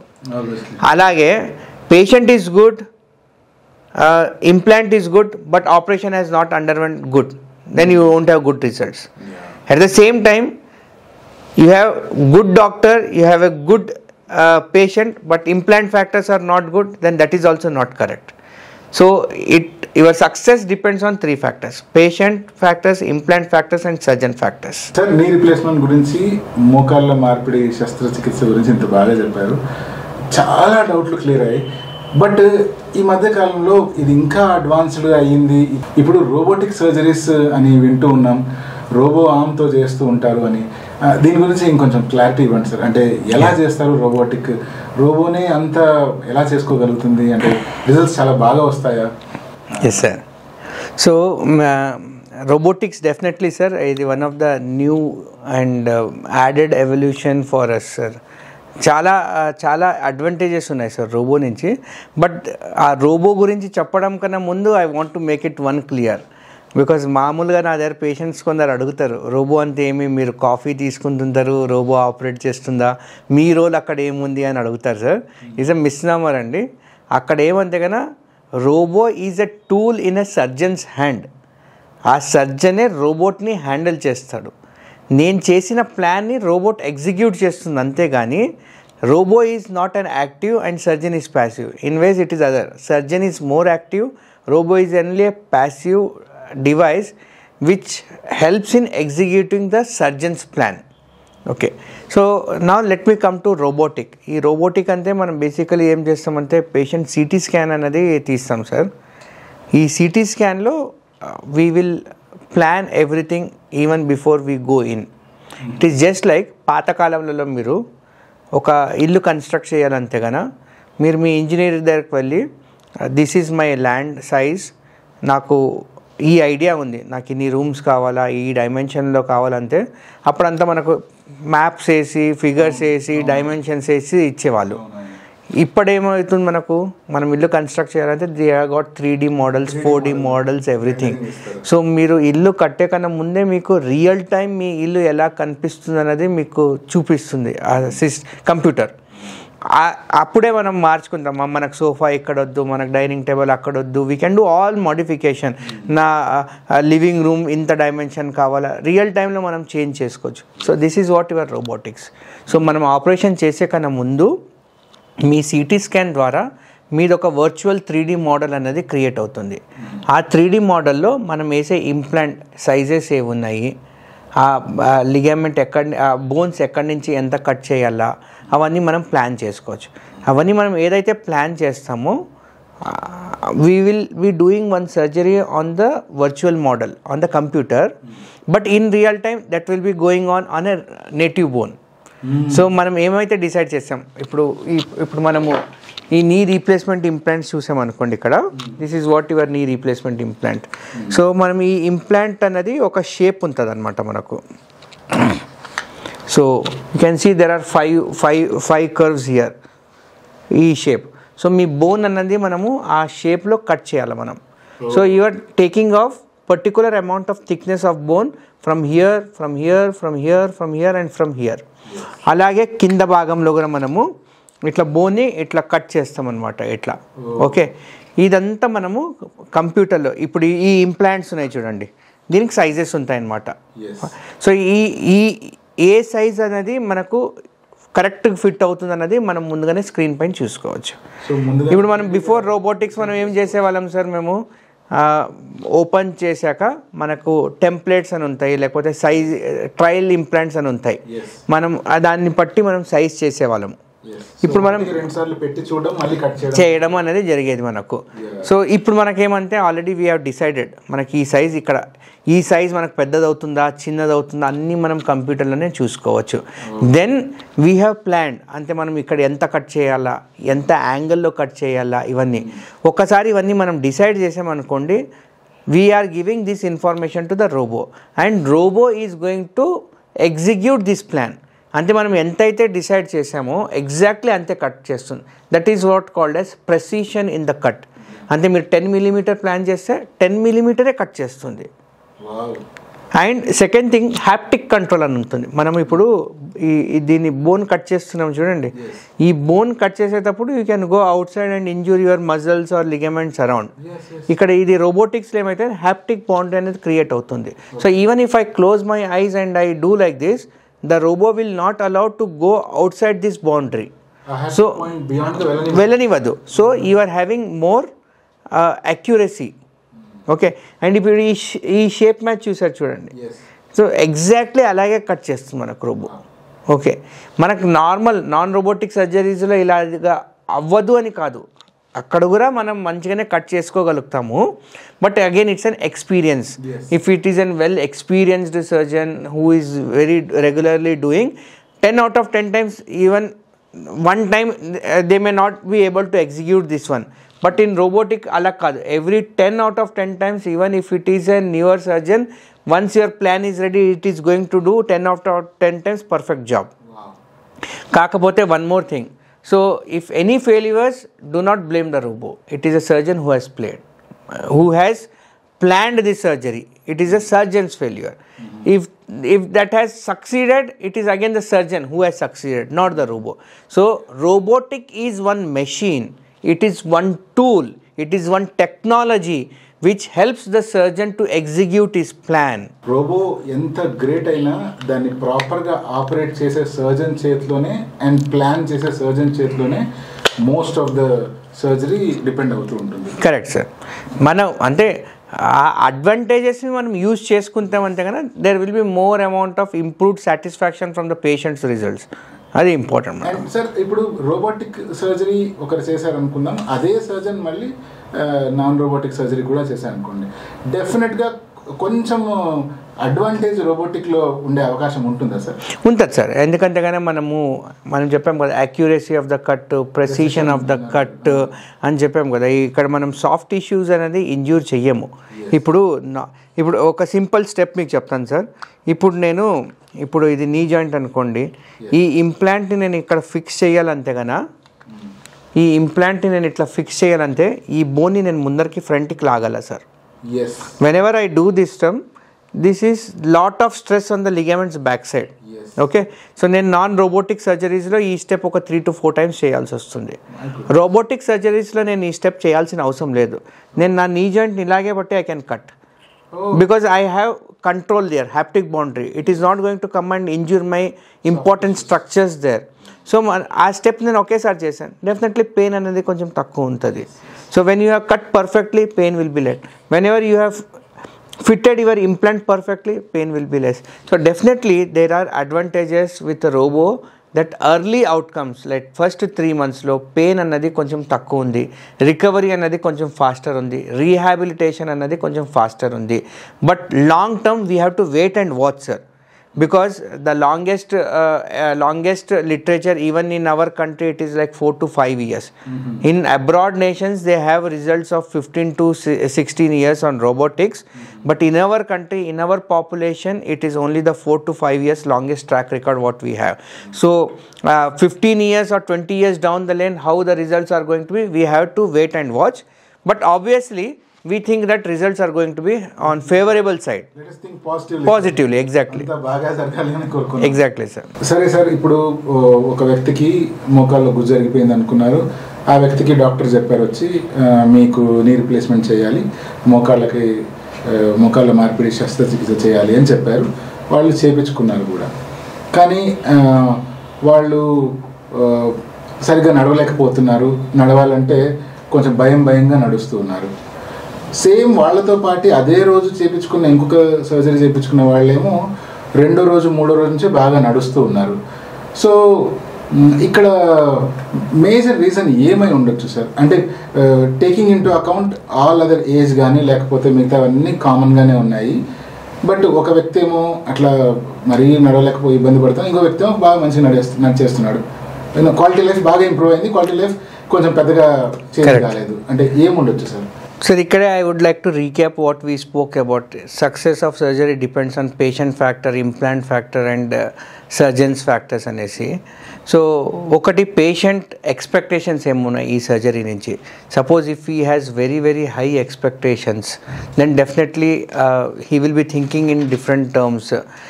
He need to understand what are the gains he is going to get with this replacement surgery. Okay, and again he has to adhere to strict rehabilitation and physiotherapy protocols. Manam during the surgery tarvata కొన్ని exercises, strengthening exercises, కొన్ని stretching exercises అనేది చేస్తాం అనమాట. So it is an slowly on going development. Some people may have more pain in initial phase. Just give them some times, they definitely will improve and they will do much better.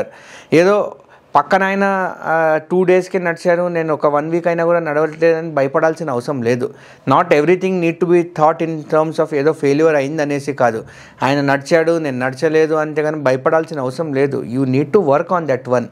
See, as long as the surgery is done well, as long as patient has positive attitude, as long as we have used a good implants, there is no question that it should fail. Okay, so just give some time, give positive assurance to your patient. So not all people are same, everyone has got different mentality, everyone has got different psychology. Kondar bayam untadi. So all you need to do is you boost their confidence levels, definitely they will do good.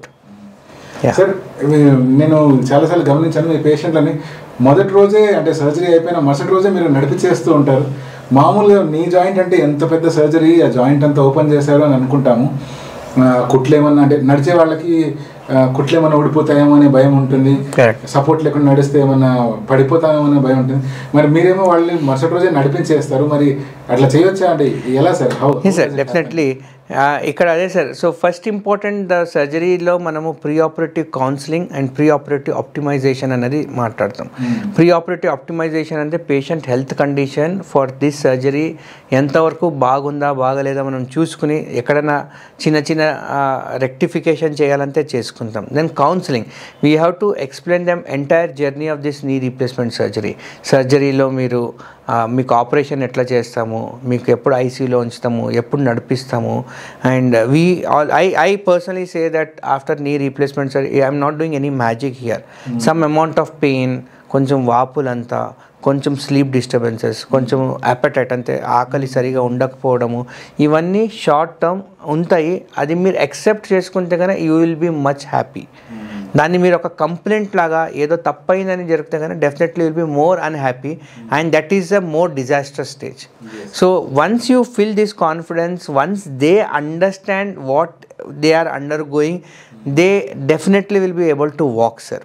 Second thing, మనం fractures fixation అనుకోండి, మనం plate పైన ఎక్కడ బరువు పడుతుందా, మళ్ళీ ఎక్కడ plate bend అవుతుందా అనేసి మనం బరువు ఇవ్వము.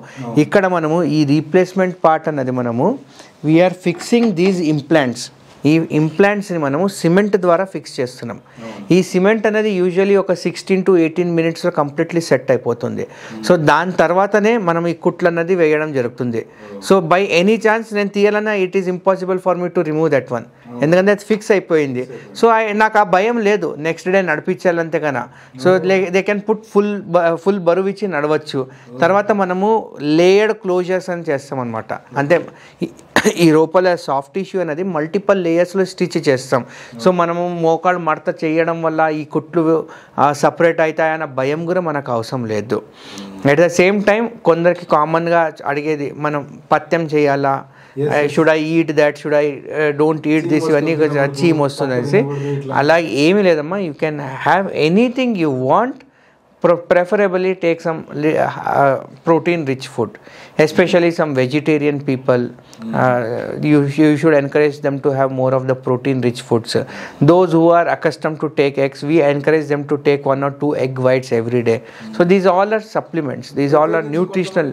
ప్రత్యేకించి కొంతమంది బోన్ సూప్ తాగాలి అండ్ మటన్ కీమా ఇట్లా తింటే మంచిది అంటుంటారు. అంటే so if it is accepted by them, allowed for their families, there is nothing wrong in taking. So మీరు తీసుకోవచ్చు సార్ అది. యా, అపార్ట్ ఫ్రమ్ దట్ మీ health issues related like if you are a diabetic, definitely sugars అనేది చాలా కంట్రోల్గా ఉండాలి. Because it is a major surgery. Sugar కంట్రోల్లో లేకపోతే కన్నా ఇన్ఫెక్షన్ అయ్యే అవకాశాలు ఉంటాయి, వూండ్ హీలింగ్లో ఇబ్బంది రావచ్చు. So during the surgery and peri operative period up to 2 to 4 weeks sugars చాలా స్ట్రిక్ట్గా కంట్రోల్ ఉండాల. BP should be under control, thyroid under control, cardiac problems ఉంటే అండర్ కంట్రోల్. దీనికే మనం ప్రీ ఆపరేటివ్ ఆప్టిమైజేషన్ అంటాం. అంటే ఆపరేషన్ కన్నా ముందు ఈ సర్జరీకి ఈ రికవరీ ప్రాసెస్కి ఎంతవరకు ఫిట్నెస్ ఉంటారో లేదా చెక్ చేయడానికి అన్ని టెస్ట్ చేయడం జరుగుతుంది. సార్ సర్జరీ బాగా ఎలా చేయొచ్చు అనేదంతా అయితే బాగా చెప్పారు. బట్ అర్లియస్ట్ స్టేజెస్లో అంటే మేబీ 7 years 8 years లేదా 10 years బ్యాక్ కొన్ని రిమోట్ ఏరియాస్లో సర్జరీస్ జరిగి ఉండొచ్చు.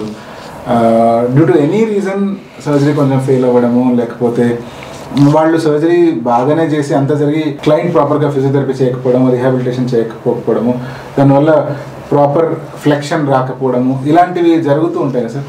అటువంటిప్పుడు మళ్ళీ దాన్ని ఏమైనా కరెక్ట్ చేయొచ్చా? అంటే మళ్ళీ సర్జరీ అవసరం ఉంటుంది అంటే సర్జరీ లేకుండా ఏమైనా దాన్ని బాగా చేయొచ్చా? సో బేసికలీ సో మీరు అన్నది ఇది అన్హ్యాపీ పేషెంట్ గురించి, after the surgery dissatisfied patient. So ఇక్కడ ఫస్ట్ మనం తెలుసుకోవాల్సింది ఆ డిస్సాటిస్ఫాక్షన్ ఎందుకుంది. సో ఇన్ లిటరేచర్ మనకు around 12 to 15% of the patients after the knee replacement are unhappy or dissatisfied. మనకి ఎక్స్రే వైజ్, ఇన్వెస్టిగేషన్ వైజ్ అన్నీ చేసి చూస్తే అన్నీ నార్మల్గానే అనిపిస్తాయి అక్కడ, but they will be still unhappy. Fine, మీరు అన్నట్లు కొన్ని కారణాలు, maybe it could be infections, లేదా అది లూజ్ అయిపోవడం అవ్వచ్చు, లేదా ఫ్రాక్చర్ అని అవ్వచ్చు. ఇలాంటి కొన్ని కారణాల వల్ల మనకి ఇది ఫెయిల్యూర్స్ ఉంటే కనుక definitely we can correct with revision surgeries. ఇక్కడ ఏమంటే మనం ఆ పాత ఇంప్లాంట్ని తీసేసి మళ్ళీ కొత్త రివిజన్ ఇంప్లాంట్స్ని మనం వాడతాం అనమాట. ఈ రివిజన్ ఇంప్లాంట్స్ ఏమంటే కనుక ఇప్పుడు మనం నార్మల్ ఇంప్లాంట్స్ని తీసుకుంటే కనుక మీరు చూసారు కదా, ఇది కింద మెటల్ పైన కింద this is a small one. ఇక్కడ మనకు చిన్న లెంత్లోనే ఉంటుంది అనమాట మనకు. రివిజన్ ఇంప్లాంట్స్లో ఇప్పుడు మనం ఈ ఇంప్లాంట్ని తీయాలంటే కనుక దీంతో పాటు మన నార్మల్ బోన్ కూడా డ్యామేజ్ అయిపోతుంది, రైట్? సో ఇప్పుడు నేను కొత్తగా వేసే implant should give more support and it should also it also should cover the normal bone what you have removed. So దానికని మనం రివిజన్ సిస్టమ్స్లో ఇట్లా ఎక్స్ట్రా రాడ్స్ అనేది వాడడం జరుగుతుంది. So that you give more stability, more fixation and more protection to your implant. So revision surgeries అన్నది మనం ఒక్కసారి కాదు, 2 సార్లు కాదు, 4 సార్లు కూడా చేసుకోవచ్చు. So there are occasions where we have done multiple times revisions.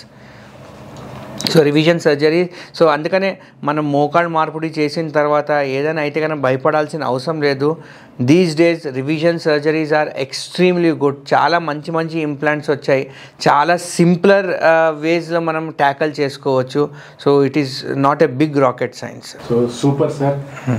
ప్రత్యేకించి నీ జాయింట్ల గురించి బాధపడే వాళ్ళు, ఆర్థోపెడిక్ ప్రాబ్లమ్స్ గురించి బాధపడే వాళ్ళు, ఆర్థోపెడిక్స్లో ఎన్నో రకాల మిత్స్ని మీరు బస్ చేశారు.